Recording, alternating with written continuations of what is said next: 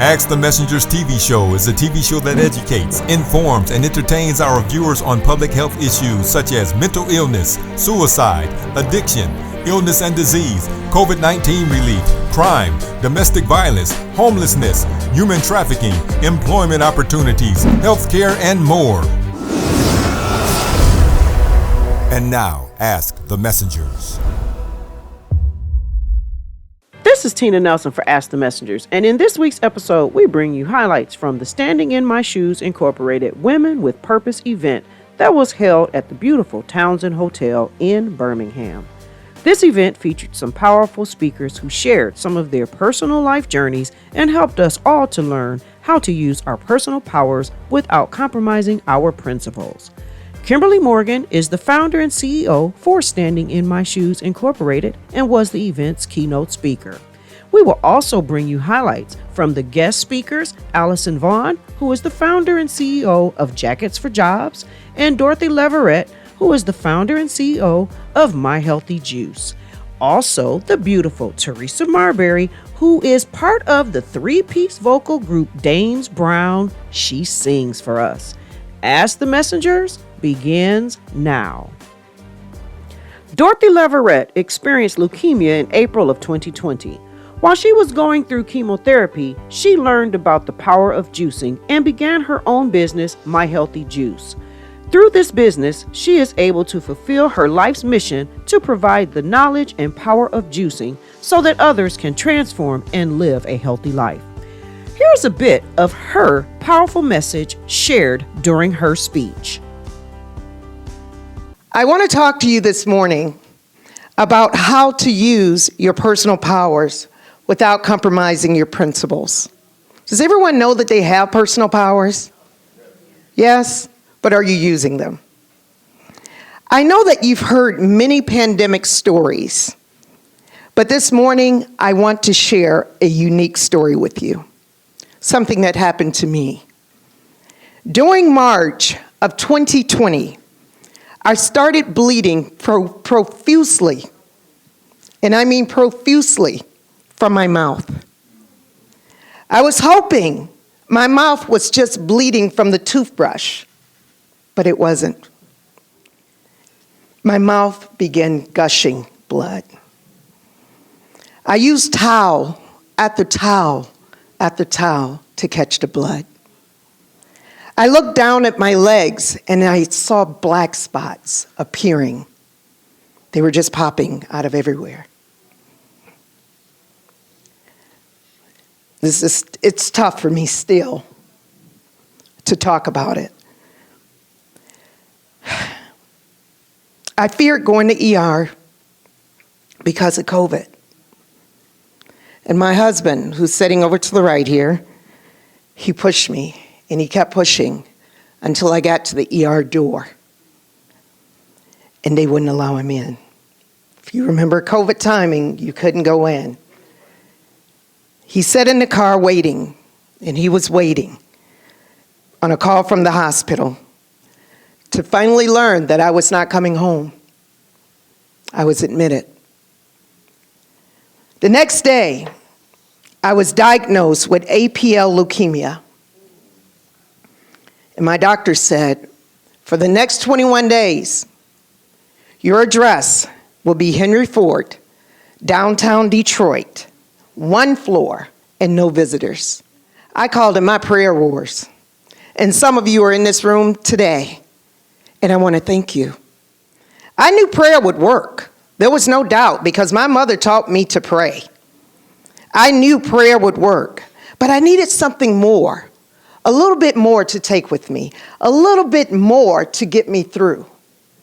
So I followed these principles: accepting responsibility, setting healthy boundaries, forgive. Now, I could have cried, which I did, complained, which I did, and let the devil win. But I chose to use my personal powers to win, and I did. I'm setting before you now.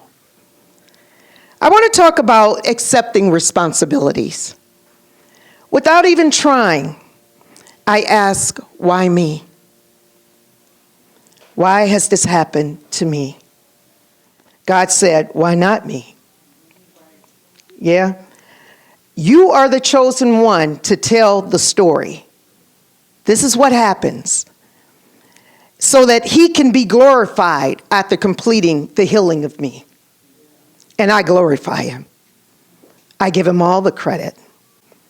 I began to question myself. What did I do wrong?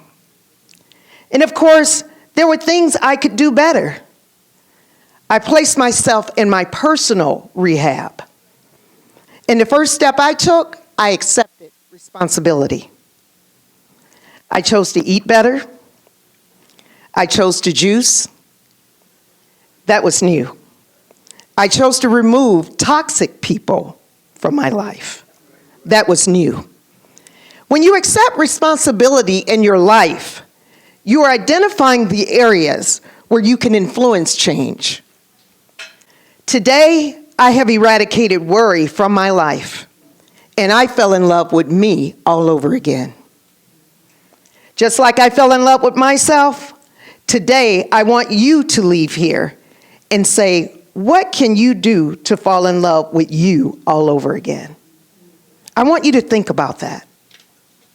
The second thing I want to talk about is setting healthy boundaries. Before the cancer, you could call me and I would do anything for you.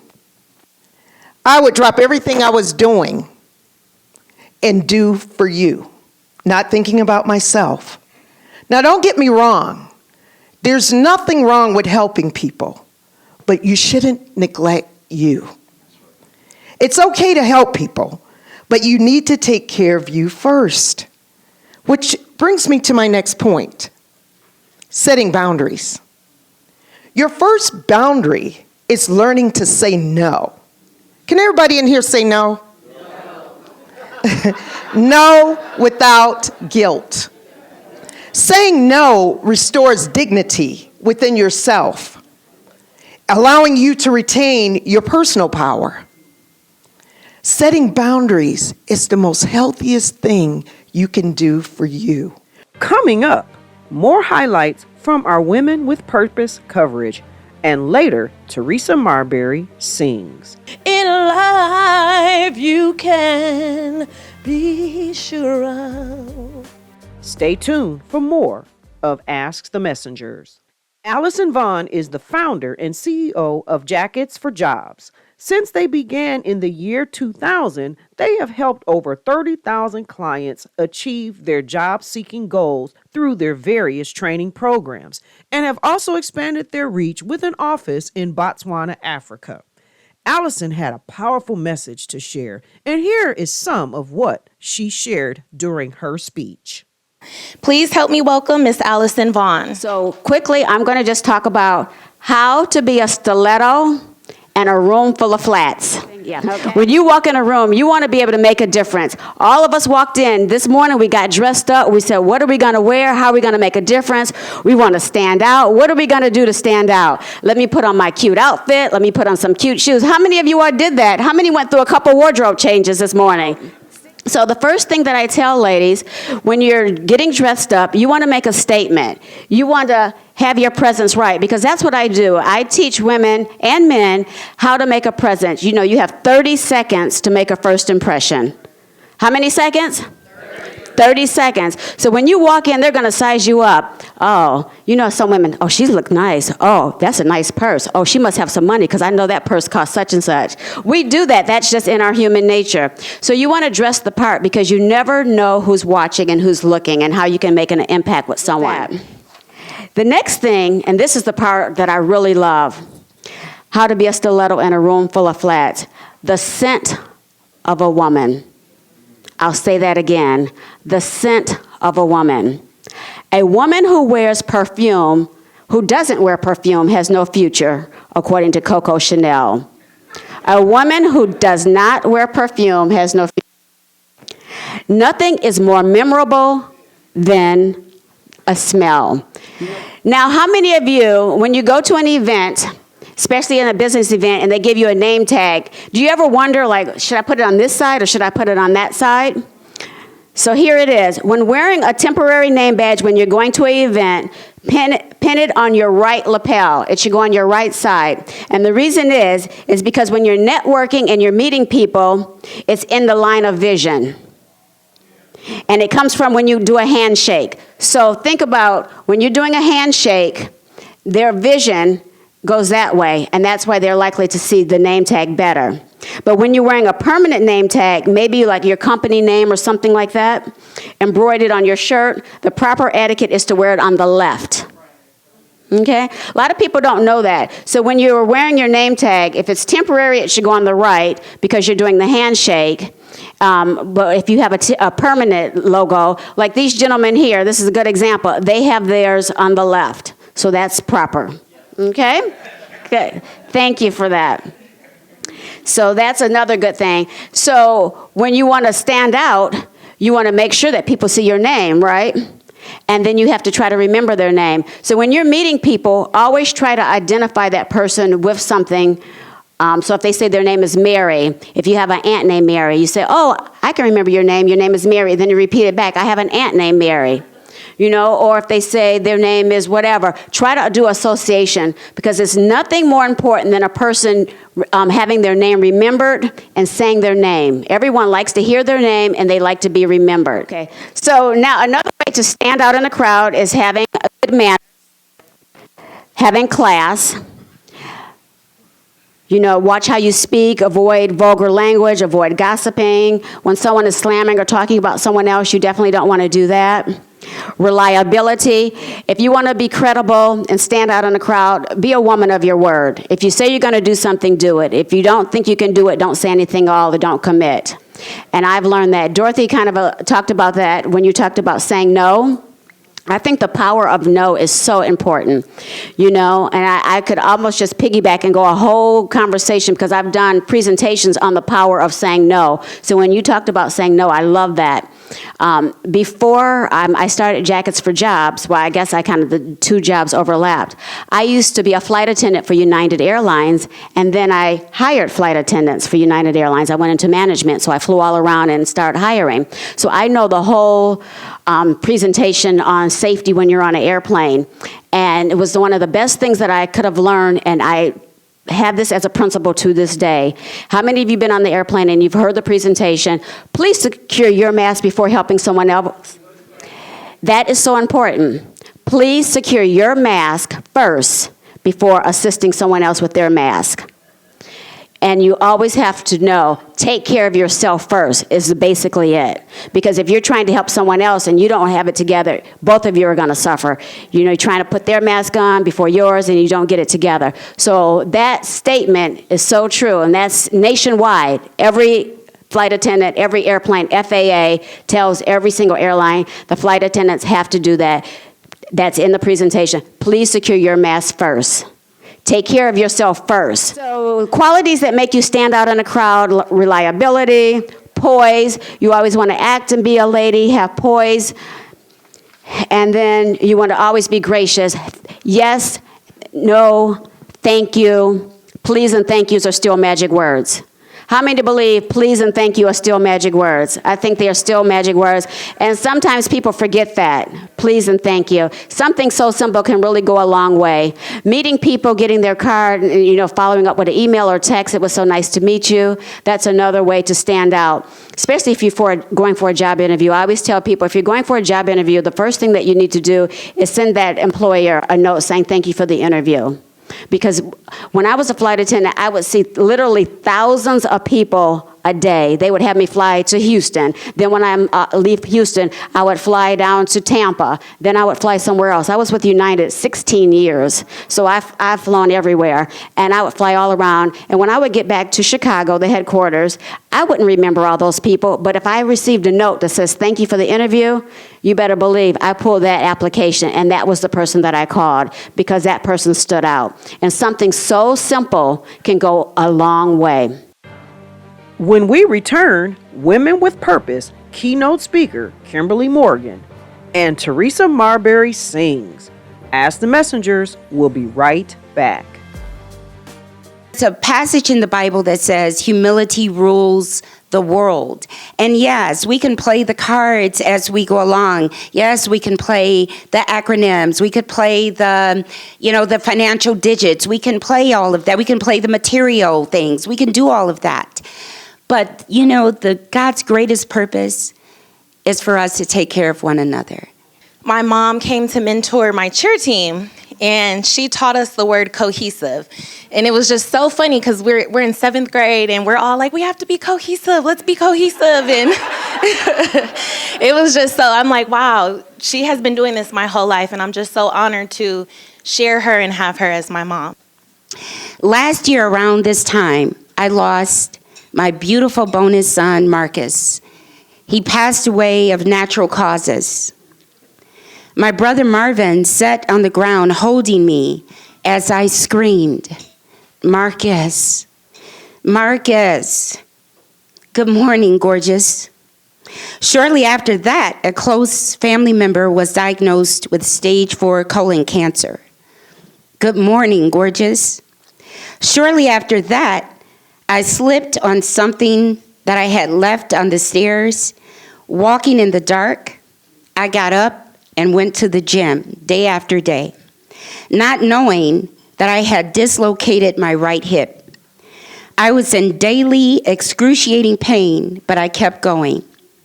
That injury would ultimately lead to a right hip replacement. Good morning, gorgeous. While preparing for this event, my mother suffered a life-threatening heart attack and was in ICU for nearly 2 weeks. My brother and I was at Beaumont Hospital hours at a time, supporting our beloved mother. I'm looking at him crying, her crying, my niece crying. The doctor told her that she wouldn't have survived another day. I thought about canceling this event to focus on my mom. Going into surgery, she said, Kimberly, give me your hand. Look me in the eyes. She said, should anything happen to me, I want you to soar like you always have. Good morning, gorgeous. Sometime you gotta look in the mirror and say, good morning, gorgeous. I flew to Houston to have a specialized surgery for my hip that wouldn't leave a long scar. After looking at the x-rays, the doctor asked me if I used a wheelchair. No. A walker? No. A cane? No. Are you on narcotics for pain? No. He told my daughter, Alicia, and I, that I had the worst dislocation he had ever seen. He said, I don't know how you're walking around, and I've done thousands of these surgeries. I do. I know how. All my life, I had to fight. Like many of us in this room, I had become accustomed to living in pain. I was in excruciating pain, yet I never complained. In the worst pain, I still attended my grandson's birth. When my daughter hollered, I hollered too, but for a different reason. In the worst pain, I was still going to the gym every day working out with a trainer who trains professional athletes. I may have grunted, but I never complained. When life strikes a woman, it strikes a rock. Here's my story. Although life began for me in California, I was born in Detroit, Michigan. The doctor who delivered me was Dr. Charles Wright of the Charles Wright Museum. One of the nurses caring for my mother after my birth took a stumble, knocking the incubator over with me in it. I was just hours old. My parents were assured that I was healthy and could go home. Within hours, I was rushed back to the hospital. My parents discovered me lying in my crib, turning blue. I was dying. While I was growing inside my mother's womb, the devil already knew my purpose. But what he didn't know was that I was reciting, "The Lord is my shepherd, I shall not want. He knew that I would be used as a light in a room filled with darkness. I knew to trust He who sent me. I knew that He would guide me. He knew that I would be called to be the head and not the tail, above and not beneath. But what he didn't know was that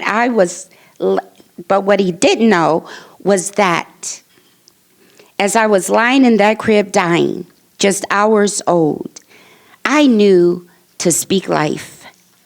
Yea, though I walk through the valley of the shadow of death, I should fear no evil, for thou art with me. Good morning, gorgeous.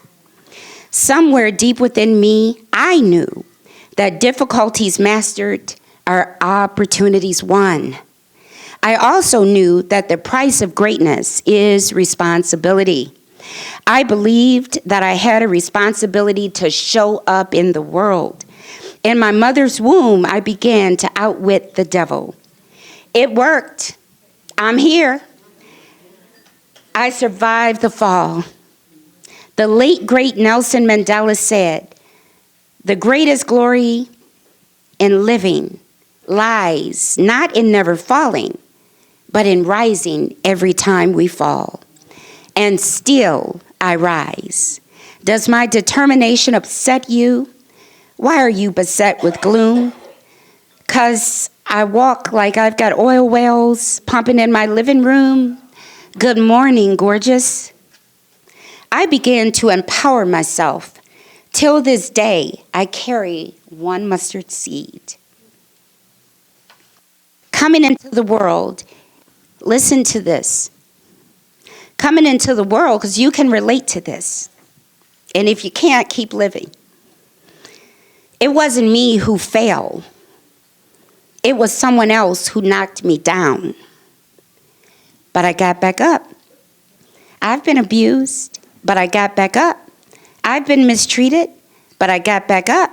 I've been lied on, but I got back up. I've been cheated on, but I got back up. I've been talked about, but I got back up. Good morning. Can't leave it alone, y'all.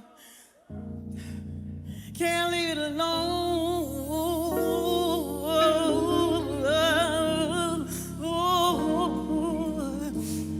This song is so special to me. Yeah, I had to find the love in me and give it to me. That's why I say good morning, good morning, good morning, good morning, good morning, good morning,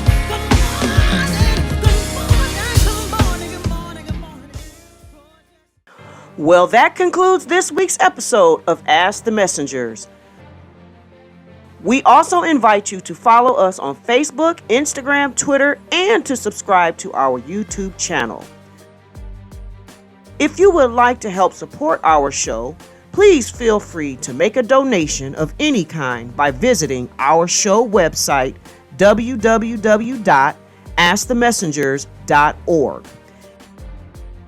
If you prefer to mail donations, please make check or money order payable to Ask the Messengers TV show and send it to 18400 Schaefer Highway, Detroit, Michigan 48235.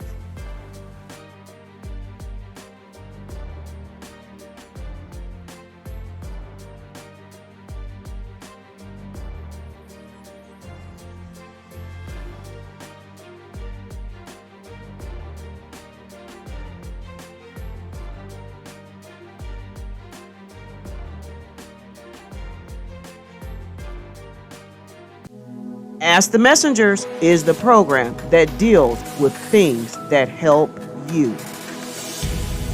Thank you for watching.